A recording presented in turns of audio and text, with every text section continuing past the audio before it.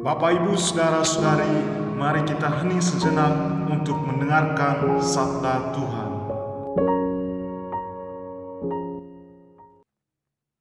Tuhan bersamamu dan bersama rohmu. Inilah Injil Yesus Kristus menurut Matius. Dimuliakanlah nama Tuhan. Pada suatu ketika Yesus menyusur pantai Danau Galilea, lalu naik sebuah bukit dan duduk di situ. Maka datanglah orang banyak berbondong-bondong kepadanya, membawa orang lumpuh, orang timpang, orang buta, orang bisu, dan banyak lagi yang lain. Lalu meletakkan mereka pada kaki Yesus, dan mereka semua disembuhkannya. Maka takjublah orang banyak itu melihat orang bisu berkata-kata, orang timpang sembuh, orang lumpuh berjalan, orang buta melihat, dan mereka memuliakan Allah Israel. Lalu Yesus memanggil murid-muridnya dan berkata, hatiku tergerak oleh belas kasihan kepada orang banyak ini. Sudah 3 hari mereka mengikuti aku, dan mereka tidak mempunyai makanan. Aku tidak mau menyuruh mereka pulang dengan lapar, nanti mereka pingsan di jalan. Para murid menyahut, bagaimana mungkin di tempat sunyi ini kita mendapat roti untuk mengenyangkan orang banyak yang begitu besar jumlahnya? Kata Yesus kepada mereka, berapa roti ada padamu? 7, mereka menjawab. Dan ada juga beberapa ikan kecil. Yesus lalu menyuruh orang banyak itu duduk di tanah. Sesudah itu ia mengambil ke-7 roti dan ikan-ikan itu. Ia mengucap syukur, membagi roti-roti itu, dan memberikannya kepada para murid.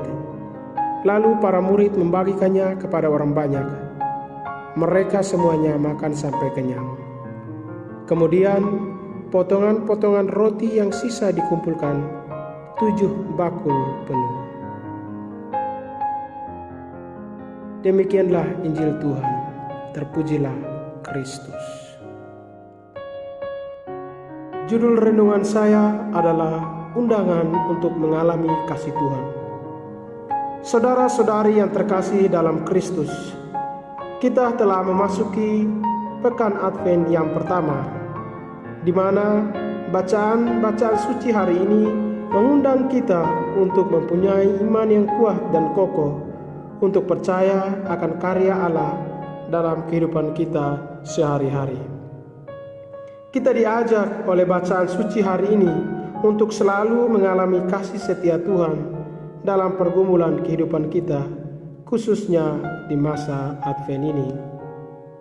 Kita telah mendengar bacaan dari kitab Nabi Yesaya bahwa akan ada janji penyelamatan bagi orang yang percaya akan kehendak dan karya Allah dalam hidupnya, jika kita mempunyai iman dan harapan akan Tuhan. Persyaratan agar masuk dalam kewargaan umat sejati jelas, yaitu bertobat dan beriman kepada Yesus Kristus. Tingkah pola hidup kita di dunia ini harus menunjukkan iman yang setia terhadap Tuhan. Tuhan akan mempersiapkan hidangan suatu jamuan dan menghapus air mata dari wajah semua orang. Hal ini akan terjadi bila kita percaya dan yakin akan kasih Tuhan dalam pergumulan hidup kita. Nabi Yesaya menyampaikan kabar sukacita tentang datangnya keselamatan Allah seperti sebuah perjamuan besar. Perjamuan tersebut menggambarkan berkat Allah yang melimpah akan dialami setiap orang yang percaya kepadanya. Oleh karena itu, sebagai seorang beriman yang sejati, kita harus selalu berpengharapan dan optimis.